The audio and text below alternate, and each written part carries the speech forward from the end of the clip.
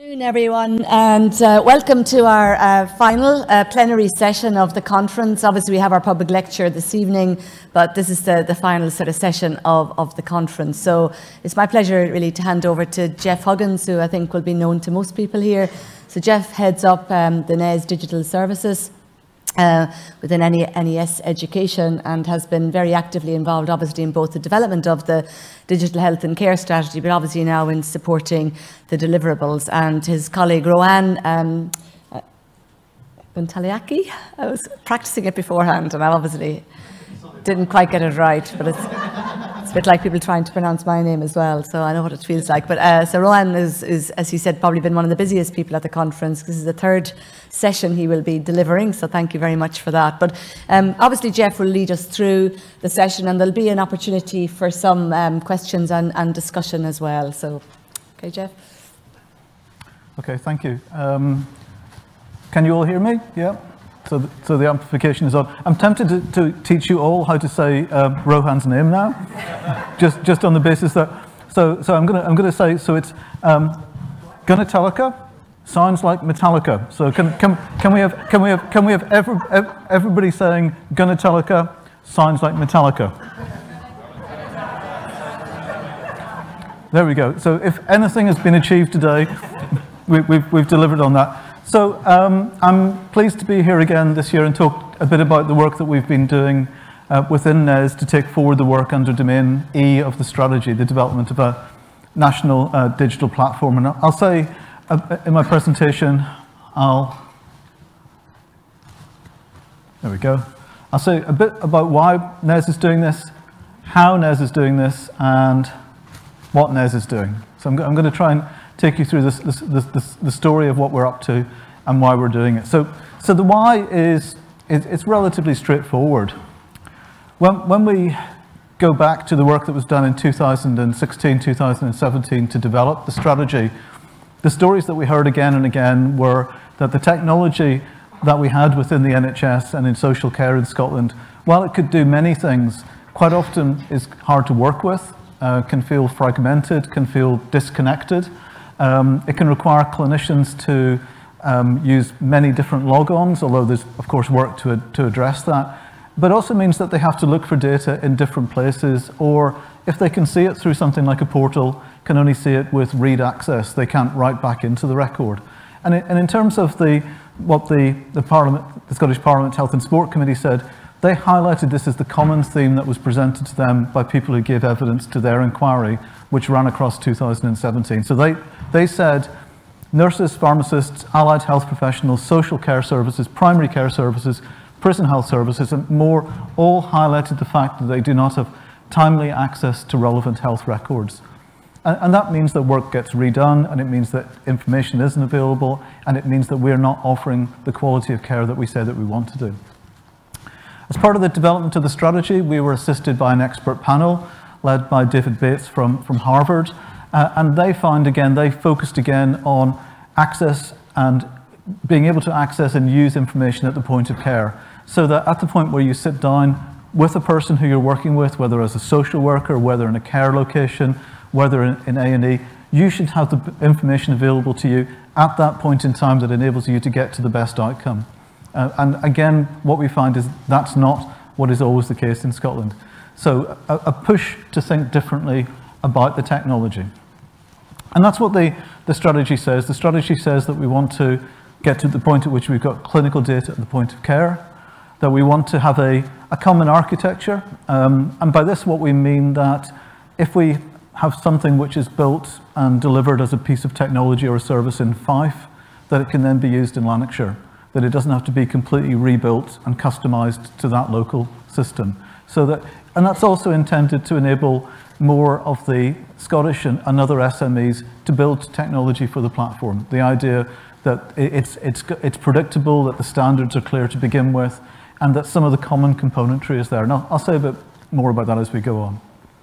But also that we should be able to work with data at scale for research and quality. So we should be able to understand what's going on within our system so we can see where pressures are, but also so that we can support research and development and enable us to take forward the quality of healthcare through learning, in that while we can do work on clinical audits, while we can do research through safe havens, the degree of work that often needs to take place to be able to do that research takes longer in the setup phase usually than the research itself takes when you get to the point at which you can run the technology. So that's the why. The why is we have a system which does many things but could do more things, that is sometimes usable but could be more easily usable, and which also needs to evolve and enable citizens to be able to access and work with their clinicians, their social care staff, but also with their own data themselves to enable them to work directly off the platform. So I'm going to say a bit about the team. If I've been giving this presentation last year, which, and I guess I give a version of it, I'd be saying to you at that stage that there were 3 of us, and that included me. If I'd given the presentation in January, I'd be showing this picture, which at that stage we were around 6 people, including some of the people who are here today. You know, as of this week, we are now those people who you saw in the previous picture. You can see we're aging well, although the work is difficult. But then adding the clinical leads, Steve Pavis, who's doing the work on data, bringing on some of the staff who are supporting the relationship and liaison with partnerships with the world around us, adding to the engineering team. And you know, this time last year we were challenged to recruit people into the technology side of the work. What we've found as we've gone across the summer of this year is that increasingly people see the work that we're doing as work that they want to be associated with and work that they see as valuable. And I'll say a bit more about that. But as of this week, there are around 33 of us. We haven't got all of the pictures on the Brady Bunch style diagram yet.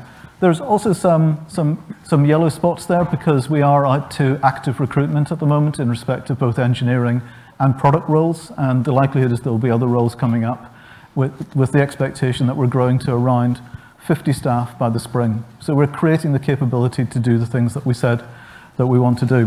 One of the early experiences that we had during probably most of 2018 and certainly the beginning of this year was that people very much saw what we were doing as a long-term endeavor, something that was going to take 10, 12, 15 years to have any impact, that this was something which was visionary and way out in the future. And in part that's true. What we've seen over the last 6 or 7 months though is people saying, why have you not finished yet? And why is this platform not available? So we've very quickly gone through this process of this being way in the future to almost people presenting it to us as though we're in some way late in delivering what's going on. And I guess this shows the challenge of having now built the expectation. People are now saying to us, we want this or something like this now. Just to say a bit about why people have come and joined us, because Matthew Hill, who's here today, and if you are interested in working with us, we'd be very happy to have a chat with you. Matthew? Did some work across the summer to understand why people came and worked with us in the Bays building in the centre of Edinburgh when they could go 100 yards further west and work for Skyscanner, or they could go and work in FanDuel, or they could work in any number of a range of blue chip companies. And what people said to us was things like this, because we wanted to understand what were the reasons why people would join us. And so we found that out by asking why people had joined us. We did user-based research in terms of what's going on. So people are looking to be part of a radical change in how we do health and care. They're attracted by the scale and complexity of the challenge. This isn't a greenfield project. It's a project that needs to be able to interact with everything that's ever been done before. And I thought the question in the previous session about stopping things was a really good question, because one of the challenges that we see is having built this complex group of technologies, it's very difficult to take any one of those individual pieces out of the system with confidence. People are excited about the end outcome. So they're not excited about the technology, they're excited about the possibility of changing how we do care, not just how we do technology, and starting with what it is that the individual wants to see. Also seeing this as a generational opportunity, a chance at this stage in the process to step into the health sector and have an impact which will have an impact over the next 20 or 30 years in terms of how the technology looks. And also the desire to be able to sort of step out and begin to work with people who will actually use the technology. One of the very early commitments that we made was that we would work with the Scottish Standard for Service Design, and that the intention would be that, and Rohan will say more about this, I should really just check that. Can we do that again? Good Italika? Thank you. So that we would be genuinely engaged in developing the technology with people, not by requirements or by committees, actually on the ground with people who would use the technology and learning from how they use the technology, understanding that it's not complete at the point when you put it into production for the first time. So that's who's come into the organization, why, and I think that's really important because in the same way that services are delivered and managed and led by people, this technology is being built by people. It's being built by a group of people who have come together to collaborate across clinical, product and technical specialties because they want to collectively build a different future for health and care in Scotland. And so that cultural component of what's going on is incredibly important. We spend significant time on that. It's a component of the recruitment process. There is a specific interview when we look for fit and alignment and the ability to work collaboratively. But what are we actually trying to do? I'm going to do a couple of slides here to talk a bit about the architecture, and this is maybe a bit more technical, but it's technical on the basis that if we want to provide a different sort of service to citizens and to clinicians to produce better outcomes, there's some fairly dull under the hood stuff that we need to do to enable that to happen. We actually do need to change how the technology works, and that's not because we don't care about people, it's because we care about people so much we want the technology underneath the systems and the services that you see to be effective. So much of what we see at the moment involves the balkanization, the separation of different citizens, different systems that are in play out to either being citizen portals or practitioner portals or systems or administrative systems like much of the technology that sits within ISD to understand what's going on within the system. And sometimes what we see is various ways in which those might be joined together to produce particular types of linkage for a particular purpose. And that, I guess, is one of the main insights is that we need to get away from that model of different technologies for different types of challenge within the system. What we're working to, I guess, is these three broad end users. And this is deliberately framed in the slide in this way, to start with the purposes that we're looking to, the objectives that we're looking to deliver against. So enabling citizens to work with technology to manage their relationship with the clinicians and other practitioners they're working with, or to manage their own processes or information, or to simply to be able to do the sorts of things that you do every day in other technologies and other industries. The support for clinicians, practitioners, care home workers, to again have the tools which enable them to do the things that they need to do. And then in the bottom left, the ability to support the analytics, to support research or system surveillance to actually understand and know what's going on within a system. And our contention is each of those need to be able to operate off the same service layer because each of those are engaged in the same data. They're creating data and using data that supports the different types of activity.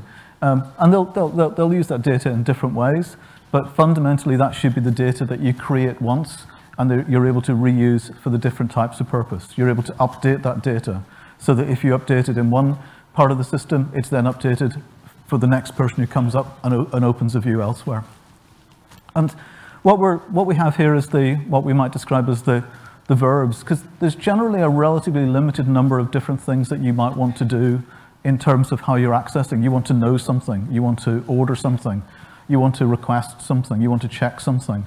And they're fairly common things that people on the left-hand side want to be able to do in respect of their digital engagement. So as a clinician, I might want to request that you send me a patient-recorded outcome bit of data. So I want to know how you're getting on. So can you tell me, what's your breathing like today?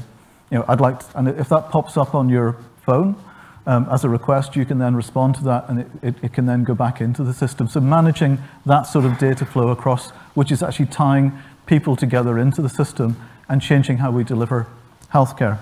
In terms of the service layer, what we then see is some fairly common core building blocks. So the ability to index, a patient index that sits on the service layer, which means that the system can accumulate all the data relevant to me in a single way. And we do that at the moment through Chi and seeding and different ways in which we're able to query the system. The ability to manage staff access, and I haven't said clinical access there because there will also be administrators who've got legitimate access to types of data that would sit on the platform, clearly not clinical data, but other forms of activity data there. And that's moving from an idea of information sharing, whereby data moves across the system from place to place or is replicated in lots of different places, to the idea that you're looking to have role-based access to the system as a whole. So, a GP would have different access from a care home worker, would have different access from a consultant cardiologist. They should be able to see the data which is relevant for the functions that they are intended to do. And then also we need to build in citizen authentication and citizen access. And again, what you're looking at here is, what is it, as a citizen, can I do in respect of my health and care data?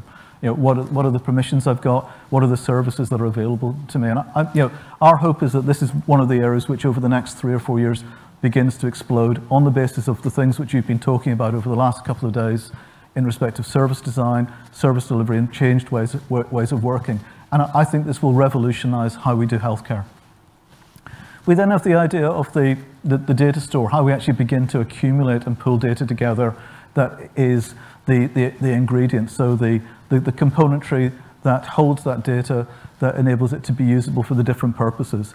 And then we have what I've put down here as components. And in my mind, these are the things that you would do once and be able to use for many purposes. So whether that's an index of all the locations that you can see a patient, whether it's a terminology server, whether it's the full list of what's on the formulary, but there are things which you would expect to increasingly be building into the technology and different products, but which you wouldn't want to replicate in each of those products. So you just point it at once and it's available. And all of this will be on the cloud. The cloud is where the technology of the future will reside. And on that basis, the process that we're working through with NDS is to have begun the process by building the technology on the cloud, not moving the stuff onto the cloud at a later stage. So this is the lovely part of the diagram. This is the future state. And were we, I guess, a country like Estonia, which didn't have a system, we would be pitching up and building that from scratch. But that's not the world that we live in. We live in a world with these systems, and this is, I guess, a subset of the existing systems that are out there. So 14 different versions of patient administration, 1 Topaz, 13 track care, different iterations of that, 3 currently different GP systems with different customizations, lab systems across the country, and these, you can multiply this with bigger and smaller, with some of these being on-prem, some of these already having moved to cloud, some of them being under a fair degree of vendor control, just because of how they've been structured, and also the data being held in different formats. And if we're going to do the work that we want to do, which is to begin to produce the new services and the new technology, we need to be able to interact with those existing technologies. And effectively, there's 3 broad functions that we need to be able to do. We need to be able to reach through the integration layer and query to get a bit of information about a citizen so that we can use it in a product or visualize it, whether it's an appointment or something like that.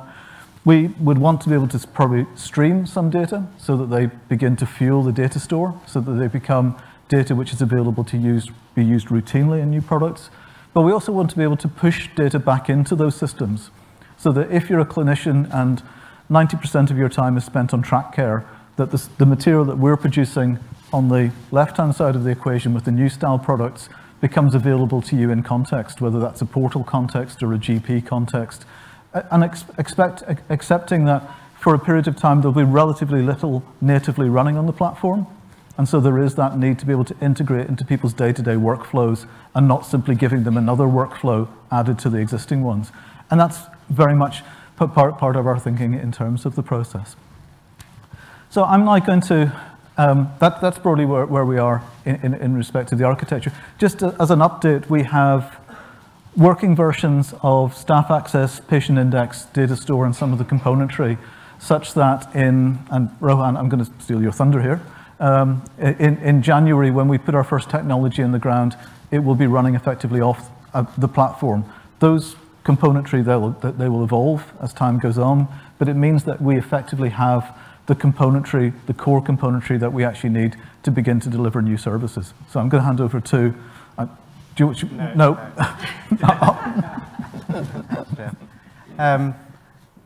Great, thanks everyone. So Geoff's talked a bit about the architecture. I want to talk about the experience. What's it really like to use? So alongside the architecture and the building blocks that we're building out, we're also making products and services that sit upon it. And Geoff talked about how the sort of existing view and the existing experience is different kinds of the user types experience different systems. They sort of talk to each other. But I think in our worldview, in our perspective, this isn't the way we're building things out. We're building things out where it's not different systems talking to each other. It's one single system with different types of user. So everyone is interacting with the same technology, the same data, sometimes the same services, depending on who you are. But ultimately, it depends on who you are. If you're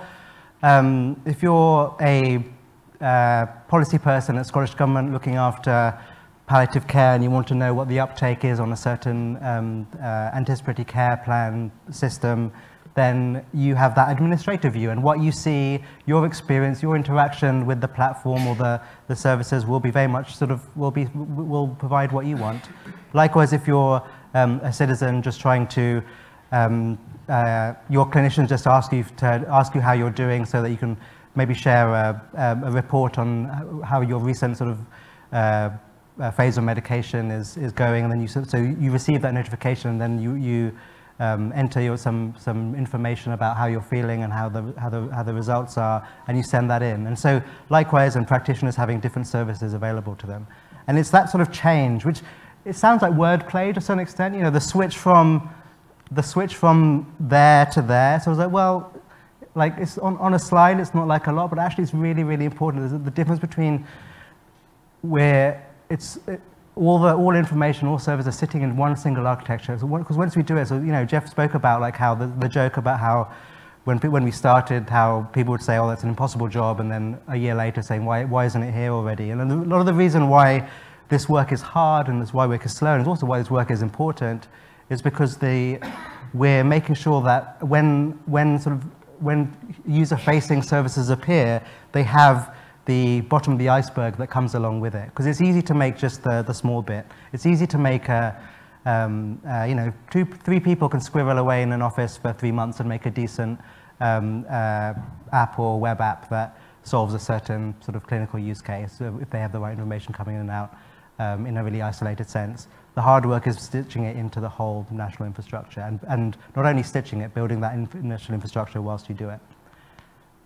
So not only is the experience the same, but also what we're providing are personalized services based on who you are and what you, and this is our promise or our offer to everyone in Scotland. Whether you're the chief medical officer or a dietitian or a care home worker or whoever you are, whether you're it doesn't really matter. Ultimately, the offer is the same. We will provide services to allow you to do what you need to do with regards to your health and care through the same system. And I'm about to show you a slide with some pictures on it and some screens, which are sort of deliberately, you know, these are indicative, but these are designed to sort of show you, really show you what that might look like in reality. So on the left, this is if you're a clinician, no, this is the citizen-facing. So this is the citizen-facing view. So, I'm breaking the rules of like small fonts on the screen, but like, you know, it says stuff like the amber bar at the top is a notification bar, and it's saying you have an unread message from your GP practice about your most recent blood results. Would you like to read it? And then this particular user has registered for a number of different services: anticipatory care, diabetes, my diabetes my way, something about medication reminders, and something about glucose monitoring. And they're also available to register requests that they access other services, such as maybe registering a power of attorney or requesting a social care assessment. And if you're a clinician, you might have an experience which shares a lot of the same experience, but allows you to do completely different things, but exactly what you need to do. You need to search for a patient. The notification you receive is you have unread dermatology cases to review for referral. So the action that's asking you to do is entirely different from what it's asking the citizen, but the experience is the same. We're using the same, so in the same way that on the under the hood stuff, we're using the same architectural components, we're building out design libraries which will use the same UI components and the same service design components as well. So service patterns, interface patterns, design patterns will be consistent across the whole thing. And this is what it might look like if you're sitting in St. Andrew's House and you really care about the uptake of a service or how certain things are doing. So you'll receive, so your notification is Q2 report on anticipatory care plan uptake and outcomes in Fife is now available. Would you like to read it? So this is the world that we're building up from an experience perspective. Because when we started this work, we talked about citizen-facing services, sort of practitioner-facing services, and administrator-facing services. And actually, I started to become quite uncomfortable with that terminology. The idea that, like, even just by using those citizen-facing, practitioner-facing, it makes it feel like different things. We're not talking about different things. We're talking about one single thing which has got different types of user, and what that user experience is personalized based on who you are. Because that's basically how technology is made nowadays. So that's the sort of the headline, sort of the meta stuff. But I want to talk very specifically about the first product that we're working on, or one of the first products we're working on. So I want to invite Juliet Spiller to the stage. I'm going to do a little interview with Juliet. So, because she's been really instrumental in the, Geoff, your magic video is going to start working if I click it again. So Juliet's been really instrumental in the work we're doing. So I've got a series of questions for you. Welcome to the stage. The first is maybe the most difficult. Who are you? Yeah, please take a mic. Thank you. I'm sure it will be on when you start. So thank you very much for inviting me. I can't tell you how excited I am to be here, honorary part of the team. So my name's Juliet Spiller, and I'm a consultant in palliative medicine. I work at the Marie Curie Hospice in Edinburgh, and I've been a consultant with Marie Curie for 17 years.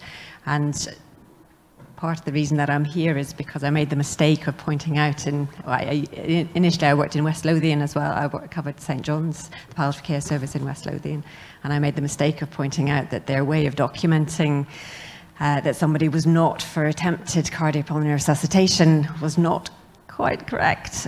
So they asked me to review that and be part of the committee, and so that initial slight challenge to the system resulted in being involved in a national do not attempt CPR policy for Scotland, which came out of work we did in NHS Lothian.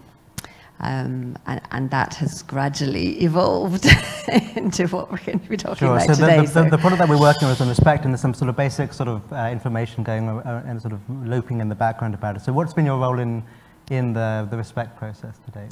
So I've been involved in the Respect process really since it was, before it was called Respect. Initially, this was work that came out of a growing consensus that what we had in practice around DNA CPR decision-making was not sufficient, it was not adequate, and actually down south there was evidence that it was potentially causing harm. People were maybe getting less good care because of inadequate communication around that one single decision. And so there were various work streams looking at best practice, and out of that best practice came a general consensus that what we needed was something more and much wider than just an advanced decision about one single treatment, which was CPR. We needed something that actually captured the full range of what's known in the clinical world as escalation planning. So thinking ahead with somebody about what might happen in a healthcare crisis.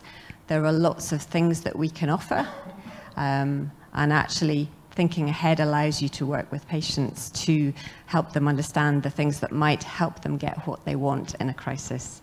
And over that period of time, there has been a massive culture shift, which is still happening, around realizing that what we think is right for people as clinicians is often absolutely not what somebody feels is important to them. So trying to support people to recognize what actually would matter to them in a healthcare crisis, and then build that into what might be available to help them. And the paper-based version of Respect has been available since 2017, is that right? It has, yes. So, and how long a process was it to get to that point?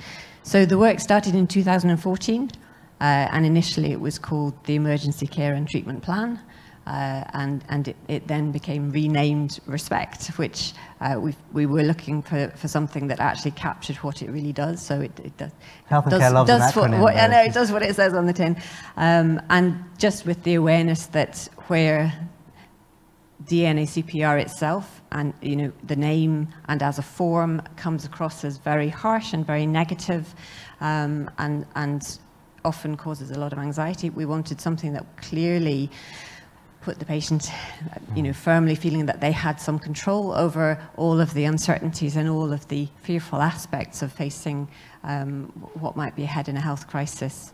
So both for people with life-limiting illness, but also for people with chronic illness who tend to engage with the acute very intermittently and often have a very bad experience, and that creates a lot of anxiety. And it predates my time, sort of the initiation of the project. I'm interested in how did you feel when you heard that?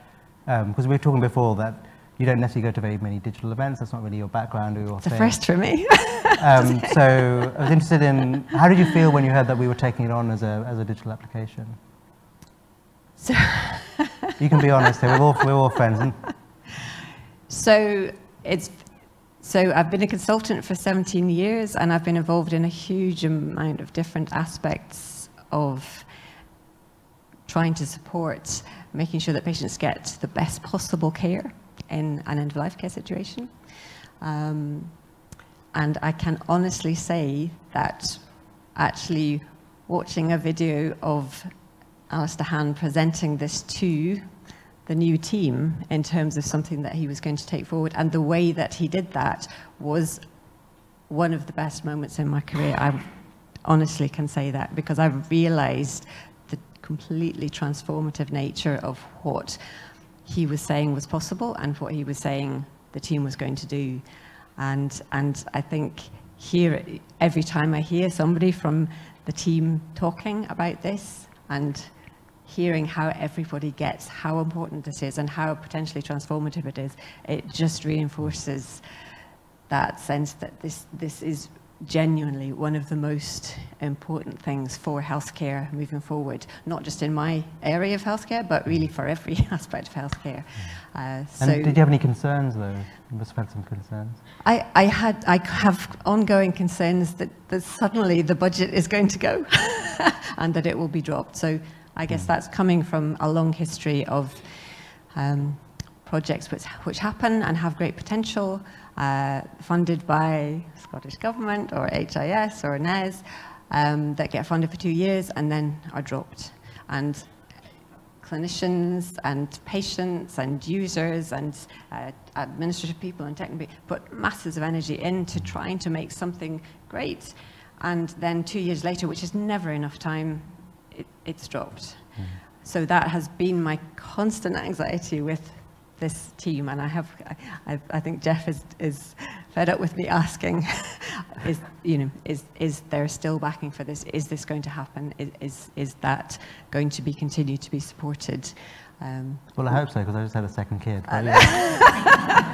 So, I guess sort of a closing question for me before you sort of move on to the next bit, where I'll show some of the application and sort of where we are, I think, and a bit of the story going forward. So, you're a person who sort of makes things happen. You're involved in, and not just things happen, but things which actually work at national scale. So, one of the workshops I was involved in early the last couple of days has been about how do you do stuff nationally, and whether it's Respect or DNACPR or ECS KISS, you've been involved, very central in making those actually into the real world. And I'm just interested, what's the secret?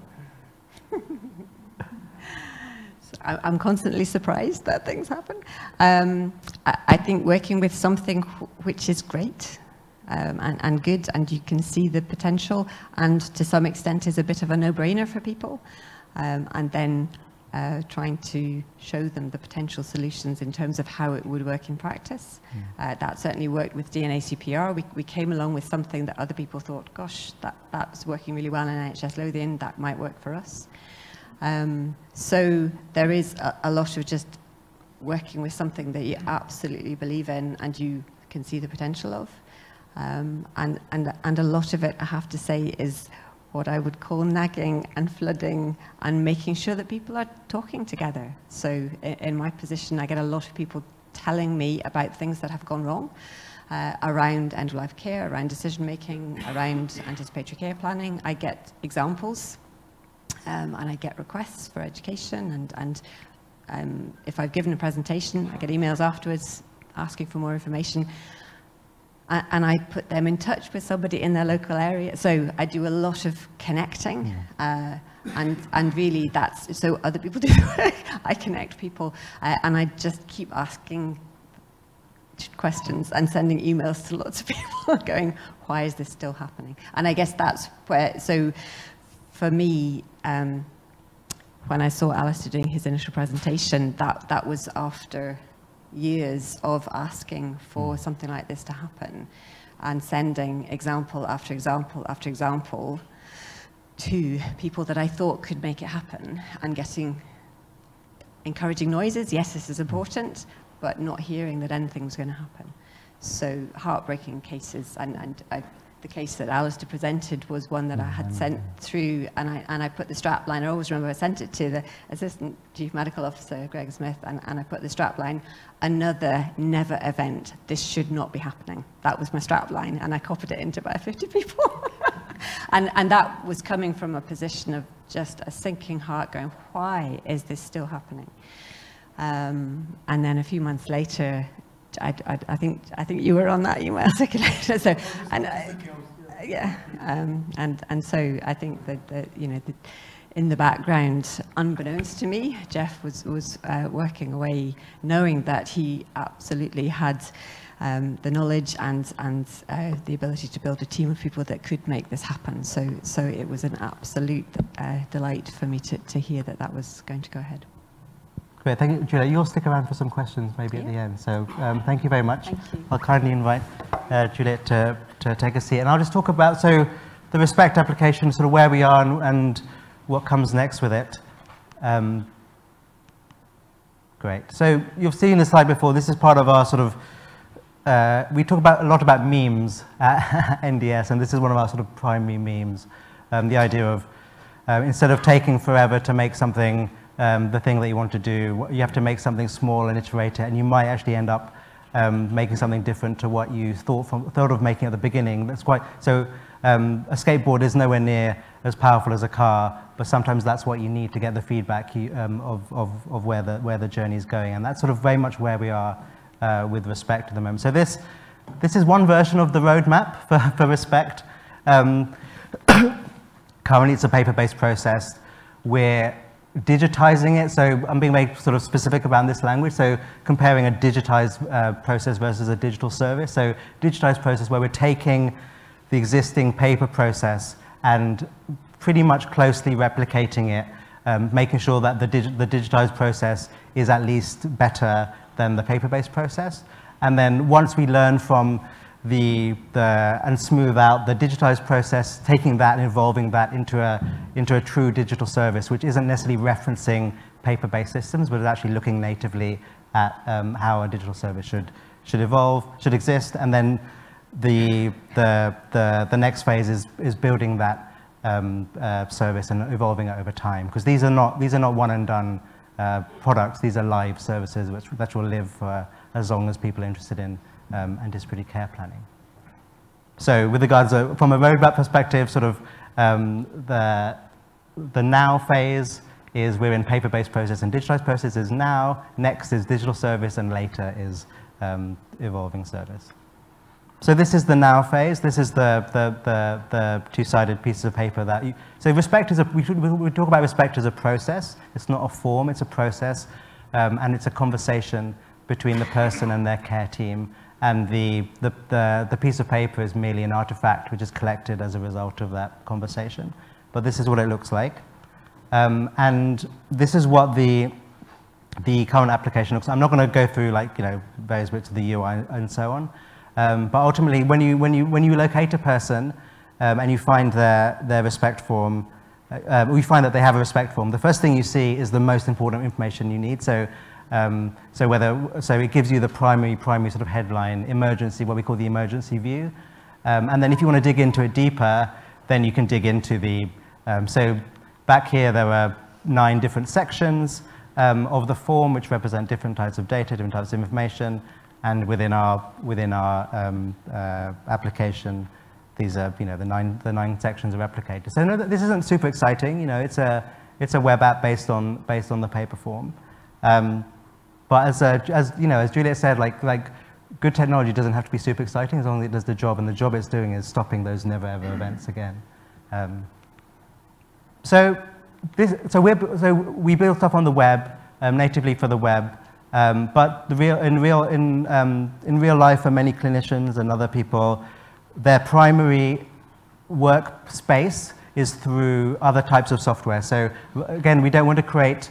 We'd be sort of dead in the water if we said, here's our beautiful Respect application, but to access it, you have to click onto another thing and log on to another thing, and it lives on your desktop here, as opposed to the rest of your life living in your desktop here.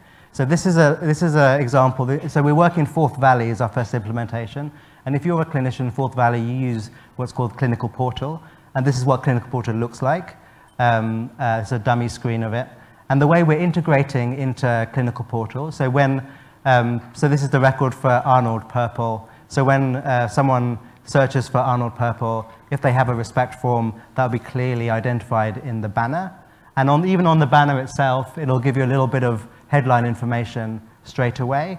And then you can click through on that banner, and then you'll receive the full respect information, which you can either just view or edit or do all sorts of different verbs associated with that. So this is part of the integration piece, which is that this is the right-hand side of Geoff's diagram. This is another part of the right-hand side of Geoff's diagram. So this is a sort of mock-up screenshot from existing technology. These aren't real people in care homes. That's why you might see pictures of Gary Oldman and so on there. So there's a Christmas quiz, pub quiz for who are the various people on the thing. But there's a care home technology provider called Person-Centered Care. So Alistair does all the hard work talking to other people. So Person-Centered Care have a really good product, which is really simple and intuitive to use, but is really rich and functional. So the way this works is everyone in your care home, and every member of staff can access. If you need to update or view a bit of information about a certain person, you just click on their picture. It's a really beautiful and way of navigating residents in a care home. And our conversations with Person-Centered Care are, they're really excited about our work. They see the value of it and what they're looking at. So in the same way that we integrate with Clinical Portal in Forth Valley, we're also looking to integrate with Person-Centered Care as an example of how we'll integrate with existing technology and providers in care homes. So the way they're proposing, we need to work out the details of it, but the way we're proposing it, so if you click through into a person, just as with Clinical Portal, if they have a respect data set, they'll be clearly identified as a purple badge or purple area, which you can then go in and view, and so on. Now, oh yes, I forgot that Geoff had included this bit. So he snuck it in to keep me on my toes. I was getting ready for the next bit, and then it was a different next bit. That's fine. That's fine. It's a test. So this is the story of this slide is about how the world is changing through how the system, I guess, different systems, different paradigms, which is a word which was talked about early in the conference. So when you capture the information with regards to respect and anticipated care, it's held on this form. When you store, when you store, the way this information is stored, it's still stored in this form, in the same format. And when you view it, you pull it up either through a document management system in Forth Valley or through a paper-based file, and it's still in the form. So the world we're building is the data is entered through an interface, the application itself that we're building. It's stored in the cloud, so it's therefore accessible to everyone who has appropriate access to that system sitting on that cloud, and it's viewed in all sorts of different ways based on who you are and where you are and what you're doing and why you need it. So this is the purpose of the slide was to sort of show how that sort of paradigm of changing is changing through the platform work.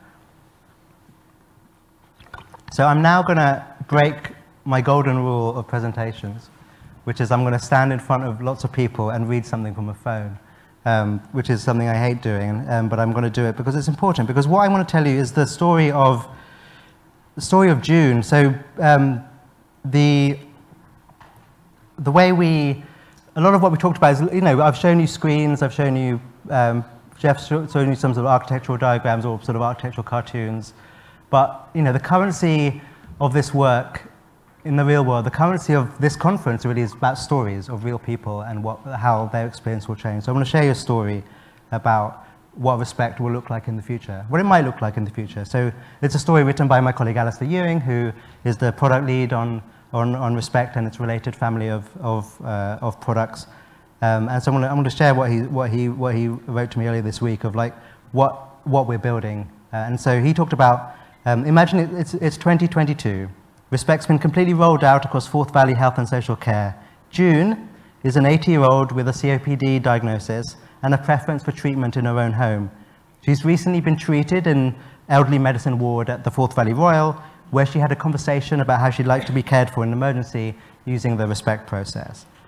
When she's preparing to be discharged, her and her family are given a link to access the information online, as well as a copy of the paper form, which they can take her home and stick on the fridge or do what they want to do with it. Back at home, June's general health and ability to care for herself continue to deteriorate, and with her family, she decides to move into a local care home. Speaking with the manager of the care home as she's getting admitted, June's family have an initial conversation about emergency care for June. And the manager reassures the family that the respect form that she completed earlier that year was provided with the initial assessment, and that those wishes exist, but they will be reviewed in the context of the move into the care home, because it's a different scenario. So when she does move in, one of the first things they do on that onboarding process is that they complete a more detailed care plan to guide the care team on June's overall care. June's health, unfortunately, deteriorates considerably, and it becomes clear that she's unlikely to return to her home. She's happy to be in the care home and has a good relationship with the team. The care home, recognizing these signs of deterioration, contact June's family to discuss the options. As part of this conversation, they agreed to update the care plan to recognize her preference for place of care and ultimately place of death. So the care home manager discusses these changes with June's GP and updates the personal wishes section of the respect form. So really importantly, the care home is writing into the application and into the data set, and they highlights those changes to the family through the interface that the family have. Suddenly one night, June suffers a major deterioration, and it's clear she's unlikely to make it through the night. The staff on duty at the care home phone out-of-hours GP service to ask for support, as well as informing the family. Seeing the updated respect form, the out-of-hours GP service are able to send a district nurse who are able to provide, able to support making June comfortable during the night, and in the early hours, she passes away. So the story I've told, it's not rocket science, it's not complicated, it's what you'd expect, it's what we want to happen. But there's so many parts of it, underneath the hood of it, which are not possible right now. And those are the challenges that we're taking on. That's the experience, the opportunities, the possibilities that we're looking to build through our work. So I just want to close. Geoff's thrown this in as well, which is great. So Alistair Ewing, so as someone who's been working in product management for several years, Alistair says, never show the roadmap to other people. So here's the roadmap. So please feel free to take the photo with the knowledge that it'll probably change in about a week's time. So this is the picture of what, I'll talk a little bit about it just for context. So importantly, this is sort of importantly part of the meta, we don't have dates on things, which is a cultural issue. We were talking about this in the workshop before, which is the way we frame time is now, next, later, largely with the sense of now being the next 3 months, next being sort of 3 to 6 months, and later being over there. And that can be a bit of a cultural challenge where different parts of the system live in where their currency is much more the currency of Gantt charts and firm deliverables and firm dates. But in the real world of making technology, in the real world of, importantly, learning, the whole point of our process and the whole point of working agile in an agile, iterative way is that you're changing. That's the whole point. So if you want to work in an agile way, you have to be ready. The consequence of that is that you're not going to get dates for things. So you can't have it both ways. You can't work in a modern, contemporary way with regards to technology and at the same time live within the sort of demands of the sort of legacy approach to sort of waterfall type development. So that's important. So we currently have 2 delivery teams. One sort of working in the purple top area on need to know. So Respect is the first of our need to know services. So making sure people have the information they need to know at the time they need to know it. And Respect will seed a family of products that we build upon Respect. So there's 2 ways of scaling Respect. One is we encourage other boards, other health boards and other parts of Scotland to adopt Respect, and that's true in that, in Borders, Respect is already active within the clinical community there, and there are other parts of Scotland which are maybe not using Respect right now, but are interested in Respect itself because of Juliet and the Resuscitation Council's work, and also interested in the product itself. But there are, and that's a good way of scaling things.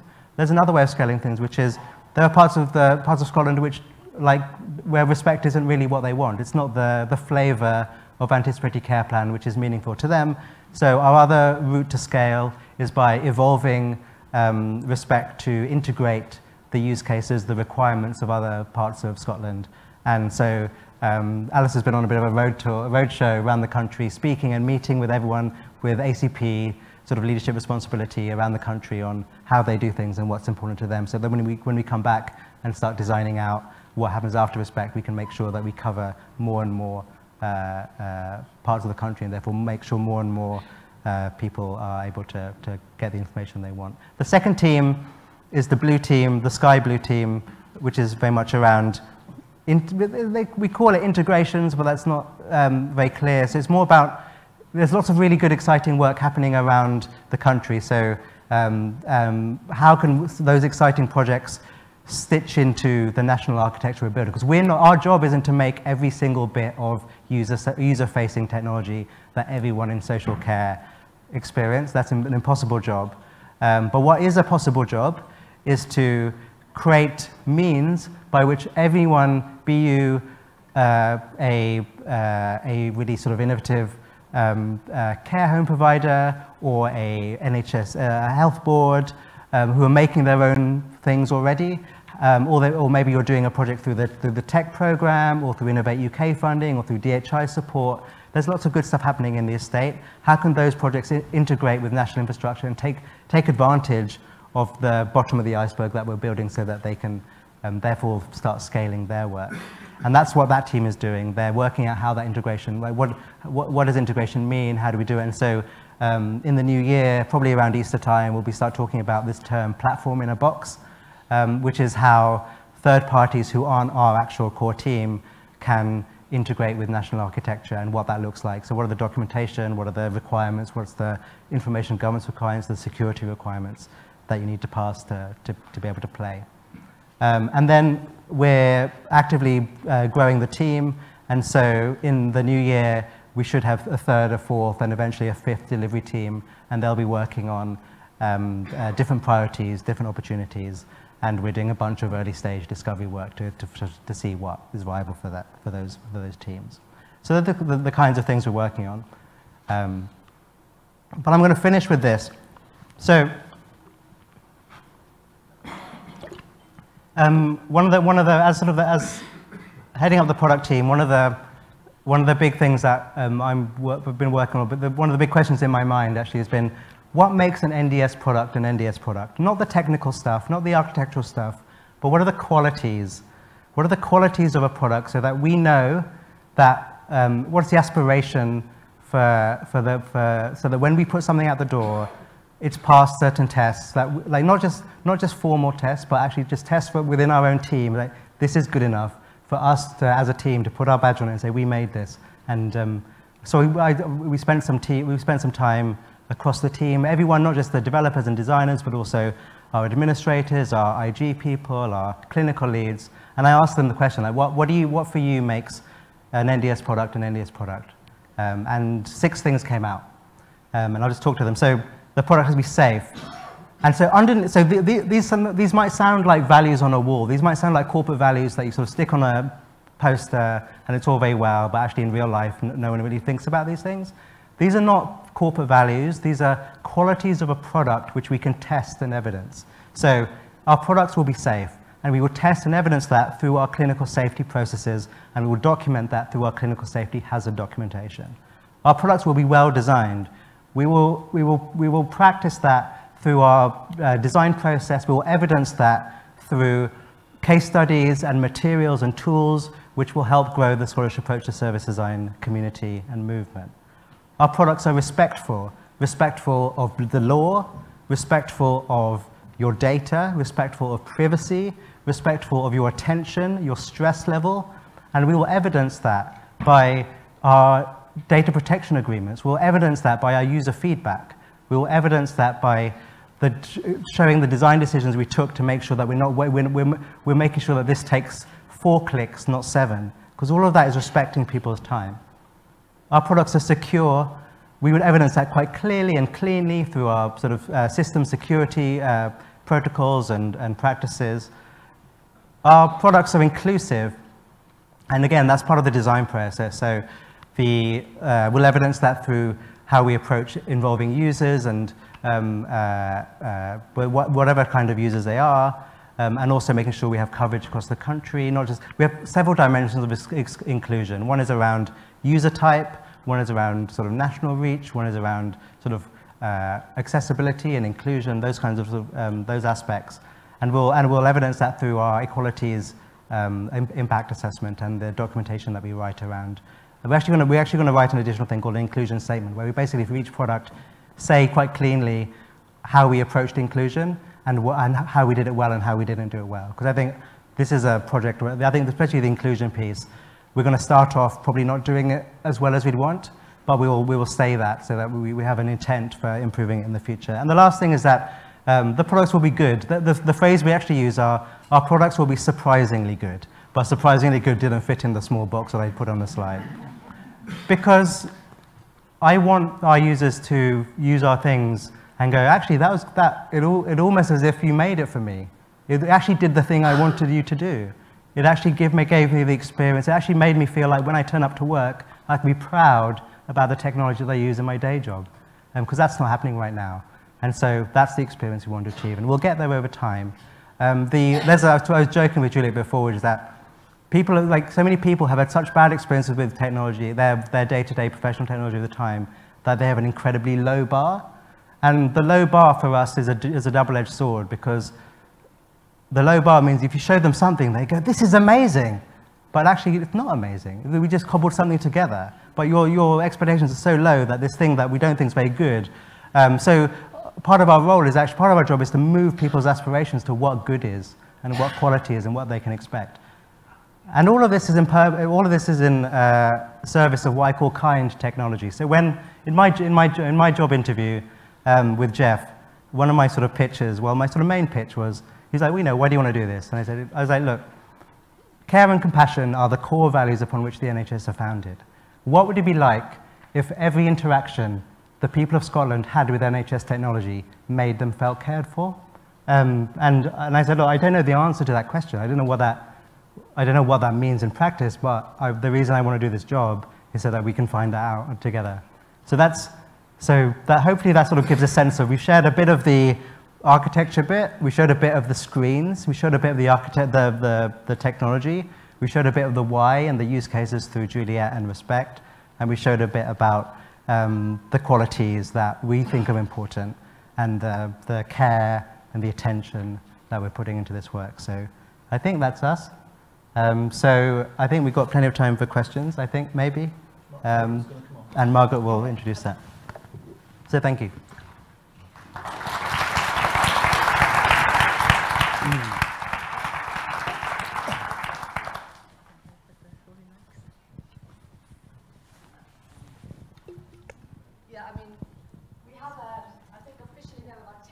Or so for questions. I appreciate people have travel to do, but there's a lot's been covered. And I suppose from my point of view, what really came out very strongly was the person and the citizen, even though you were talking about architecture and technology. So I think that theme that's run through the whole conference.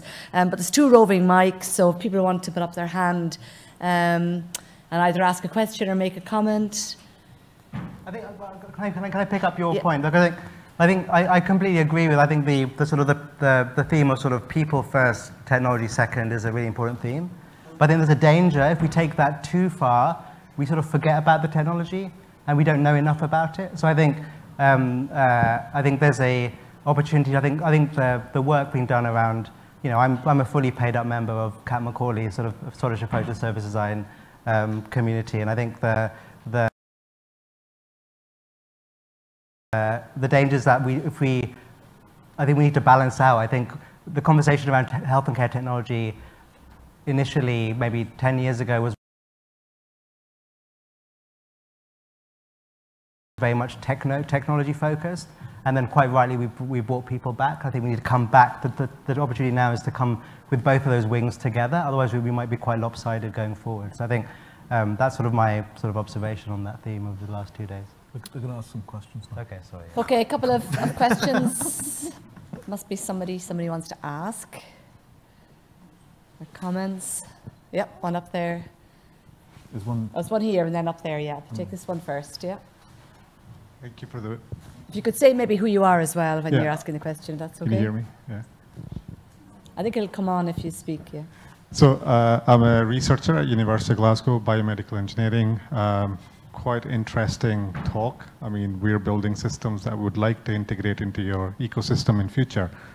But some of the things that you're using are, you know, NHS, the technology is moving forward quite quickly. How are you going to ensure in future, you know, you can stay in the game and not looking back after 10 years, oh, it's a legacy system, how are we going to change that in future? So, yeah. Okay, I guess the main way in which we're doing that is we're using the componentry we're using is fairly standard technology. So we're using standard forms of database, standard forms of cloud technology, and I guess the thinking on that is that with the team then having the capability to both do the assembly with some of those products which already exist,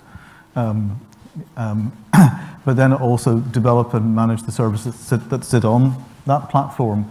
That will be a continuing team that continues to work. So instead of this model whereby a piece of technology comes along and is installed, and then there's a period of life in which you might do a bit of integration with other things and then is replaced at a point in the future, the expectation is that the teams will be there and continue to work and evolve the componentry as time goes on. And partly that's why the team's also not just doing the platform, but also doing some of the product work, so that's giving you the use cases which cause you to have to continue to evolve it. There was we didn't talk about AI or blockchain or machine learning. I think our insight is that there's a nice piece of work to be done here, which is really dull, which we're quite interested in, that then gives the capability to, I guess, people like yourselves or some of the other projects which are going on, which are effectively data-hungry projects, where there's a lot of technology and which might change quite quickly, but which ultimately can sit across and alongside the underpinning architecture. So. Okay, it's a question here. Yeah. Yes, it's a question in relation to this slide up the screen. If you have a third party developing an app or a system, a digital service that needs to be integrated within your platform, does it have to go through you will go through all these 6 core values and request changes where appropriate, or will you accept it as it comes?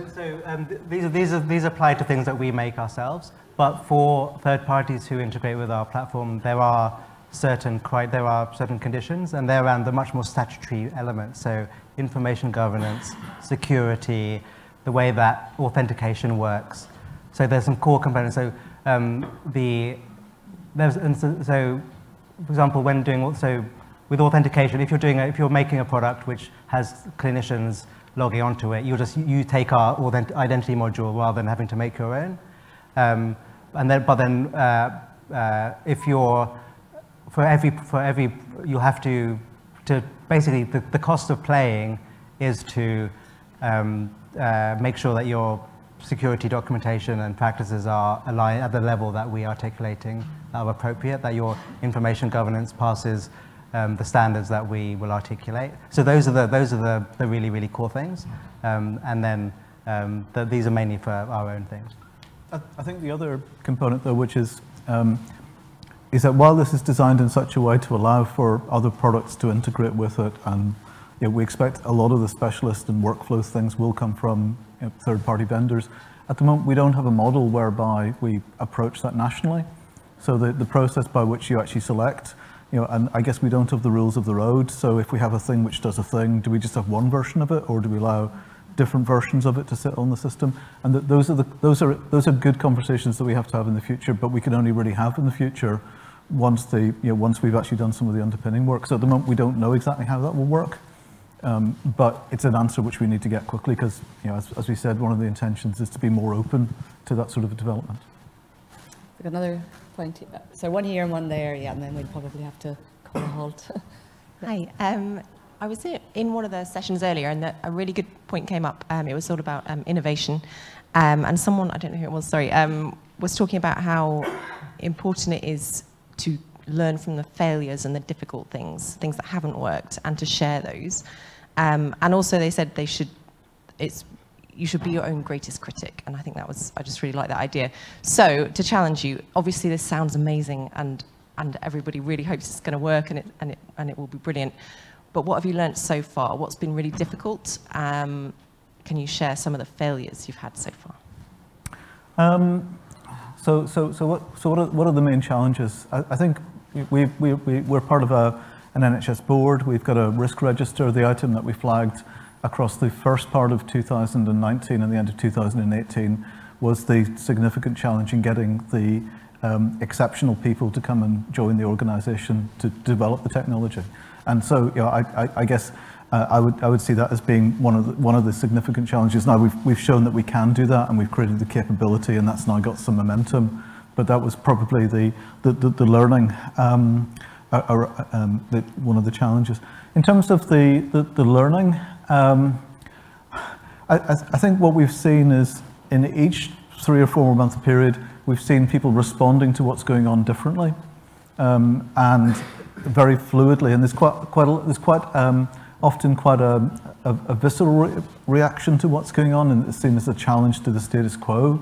It's seen as being in some way a critique of the status quo, and having to learn how to actually work in a sensitive way with people who have developed and run the historical technology has been quite a challenge. And that's then manifest through this sort of the switch from it'll take forever to why hasn't it happened yet as well in terms of that. Rohan talked a bit about the agile process and how that means it's now, next, later. I think what we are also needing to do more of is understand and demonstrate where value comes from this, which is understood by some of the governance systems and political systems. So while that's a good explanation of the process from the perspective of an agile development system, somebody who's paying the bills does quite like the idea that they can say, where will you be by December 2020, which bits of the componentry will be there. So it's an area where I think we were probably underdeveloped and under-resourced in terms of our capability. We're now building a bit of extra capability into the organisation to do that. Not so that we'll go out and bid for work, but that we can actually demonstrate the quality value and economic value of the different things that we do. Can I answer in a different way? So, I'm just conscious there's two more people trying to come in. I think we'll have to sort of, just in terms of timing, there was the one here and then there's one at the top there as well. So if you take this one here and then at the top, and then we'll need to, I think, draw to, but you may be around for a few minutes afterwards. People can come over and have a chat. Okay, hiya. That was really great. Follow-up. Thank you both. Alex Clark, Service Designer for Scottish Government and for the iHub at Healthcare Improvement Scotland. I have kind of, I suppose I have two questions, but you can probably pick one. So it's really great to hear the human come through. With regards to the Scottish Government's kind of service standard, digital service standard, obviously it's not something that the NHS really has kind of is embedding so far. What are your thoughts on that, and how does that link in with the approach you're taking? And my second question is around the UI, the user interface. The three kind of images you had up there are quite similar to kind of UK Gov, which obviously is quite award-winning for the way it's structured. So seems a pretty good way to go. How will you link that into other kind of NHS platforms that we have, so that we're creating that kind of consistency, that visual language that people recognise and understand? Yeah. So around NHS 24 and things like that. Yeah. So, so Alex talked about, so in UK-wide and in England in the NHS, there's some amazing work around what are called sort of UI libraries or pattern libraries, so how things look, so consistency. So if you're doing a button on a gov.uk website, this is what a button should look like. And the team, the NHS digital team out of Leeds, sort of took that work and then evolved it for health and care contexts.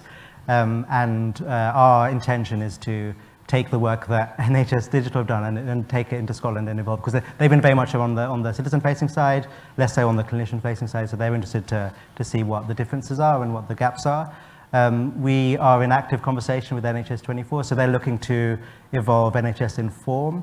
I was speaking to Louise Penny last week around how, given that we're both doing national-scale citizen-facing stuff, it makes sense that we design those libraries together, or we build out those libraries together. So that's a project in train. So that is happening, will happen rather. I can't remember the first question. Well, maybe if we, standard. Yeah.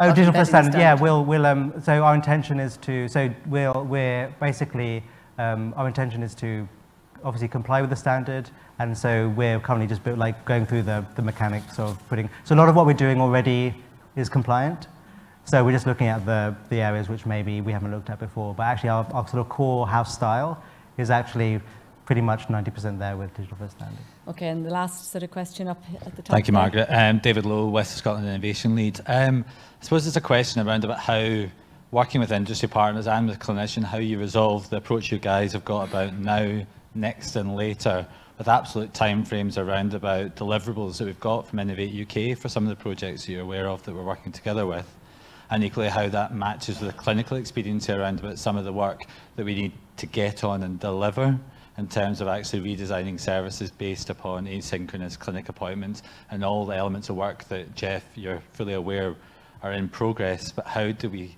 match those timelines of one being quite nebulous versus another one that we're having to be absolutely rigid to the waterboard Gantt chart that Rohan mentioned, which is actually useful to concentrate minds on actually getting things done? Yeah, there's a couple of aspects to that. So, you know, our experience of this is that there's this this range of different things which have come out of different funding streams, whether it's UK government money or CivTech or DHI, you know, each of which is then looking to integrate with the system. But coming into it in a context where there was never really any plan when the process started as to how it would integrate. And that's then become an issue which we've been helping with. In terms of the deadline and dates, it's probably more straightforward in the work that we're doing around some of the clinical workflows, where we're engaged with Scottish Government and others about clinical workflows, where there's a desire for a managed change. So we had on the board there ophthalmology. As one of the projects that's kicking around, and the expectation is that we'll sit down. We've been sitting down with the Scottish Government commissioners of that, and actually identifying what the deliverables would be at different stages of the process. So there's, with those being fairly fairly granular, quite particular, this many sites, this many clinicians involved by this particular date. The challenge with that is what we then intend to do is to also set out what we believe the constraints and the dependencies are around that, so that we're working with a degree of transparency so that the people who are asking for the work actually feel engaged as we go through the work, but also understand the challenges, but also on the basis that if things begin to work differently than we all thought, that we then reopen the conversation and continue. Our challenge is there's at least a couple of items kicking around which have appeared in things like Programme for Government or ministerial strategies, and generally dates have been put in for things without any consideration or without sufficient consideration of the technology and the different steps that are required to do that. I challenge with the idea that both philosophies or processes, agile versus waterfall, get things done. They just have different, and both work well in different contexts. But ultimately, the difference is their relationship to new information and learning. So the agile is set around that if new information arises that doing something slightly better, so differently will make it better, then agile is set up to take that information. If you're set up in a waterfall way where the Gantt chart is the holy object and that trumps everything else, then you'll often compromise on making a better product for the sake and ignoring good new information. And so our approach is to take it's a choice. But given that most of contemporary software is made using agile processes, it seems like a sensible choice to take. Yeah, but I think the answer to that is it's something that we're still learning how to do. But my take on that is it's also something that the rest of the system's going to have to learn how to do, because part of the challenge that we've experienced is many people have a significant fear about digital health on the basis of the history of projects in digital health, and quite often then feel the need for greater certainty, and that certainty sometimes feels as though it's the thing that's actually trying to sort of sail you towards the rocks to actually comply with a set of requirements that were set a long time ago, which are no longer what you want. So I think there's a learning process about how we get into that flexible but confident sort of space, and we need to contribute to that. Margaret, thank you. Okay, no, thank you. I think, as I say, I'm sure we could go on for a while yet, but I appreciate it's been a long day, a long couple of days for a lot of people. Again, can I thank Geoff, Rohan and Juliet very much for sharing with us the work and the opportunity to keep engaging. Just by way of closing, I think we've probably covered so much over the last couple of days, it's probably hard to single out anything in particular. I suppose one thing that struck me was a point that Luciella made yesterday, which was what will not change in the next 20 years. So we talk a lot, I think, about what's changing and what we're going to do, but what's not going to change, and holding some of those values and principles that she outlined. I should have said at the beginning as well that Caroline Lowe, who's taking up the new role in Scottish Government as Director of Digital Reform, unfortunately had to go down south to another commitment at the last minute. I mean, she did want to be here, but she's very keen to engage with people as she takes up her new role. So I'm sure there'll be lots of opportunities for that going forward. And I suppose it just remains for me really to thank everyone, thank all our speakers and contributors. As you know, we've had 150.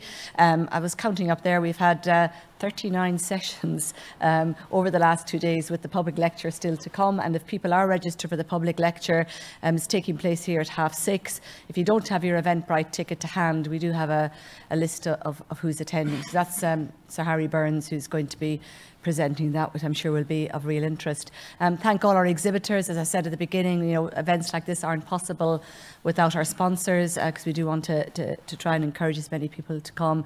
Thanks to our audiovisual people, Campbell and the team, and Joe and Kenny, who have been here even before us in the morning, which is early. That's sort of 7 o'clock, and been here probably later than us too. But I think a huge amount of work goes on behind the scenes really to support the whole presentation of a conference like this, as well as the webcasting. My own team, who know how much work has been involved. I see Richard still sitting up there, but there's been an awful lot of work involved, I think. So Callum and Richard and Christine and Amanda and the team, have done a huge amount in support. But I suppose the one person who's probably not in the room, but hopefully is listening outside, is Nessa Barry, who most of you will know. Nessa is really the workhorse behind this, and I know how hard she's worked to sort of make sure that all the speakers and contributors and participants have felt it's a worthwhile event.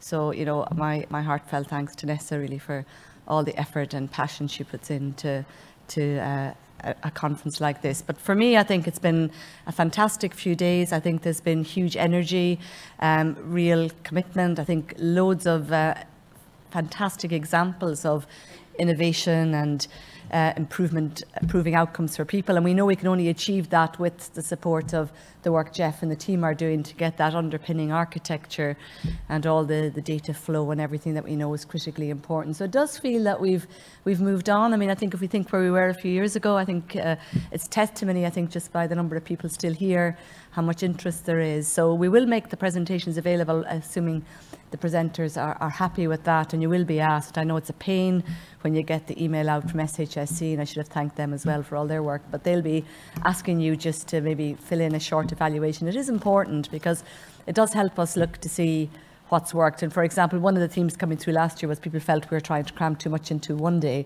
which is why we went to 2 days. So you might say we tried to cram too much into 2 days, but I don't think myself and Nessa will have the energy to go to 3 days next year. But anyway, thank you all very much, and as I say, a safe journey home.